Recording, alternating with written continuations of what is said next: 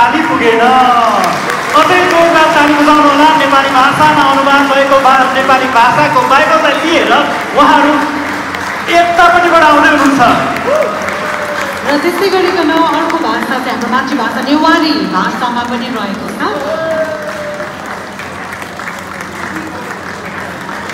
र त्यस्तै गरिकन पश्चिमी तामाङ भाषा लिम्बू भाषा थामी भाषा बान्तवा भाषा घले भाषामा पनि रहेको छ चाम्ली त्यस्तै गरिकन सोनाहा भाषा र लोमी भाषा अनि राजवंशी भाषामा हामी ताली बजाउँदै जानेछौँ हामी तालीलाई निरन्तरता गरिरहौँ निरन्तर ताली उठाइरहौँ तपाईँ यहाँ देख्न सक्नुहुन्छ नेपाली भाषा नेवारी भाषा पश्चिमी तामाङ लिम्बू थामी बातवा घले चाम्लिङ सोनाहा लोमी र राजवंशी भाषा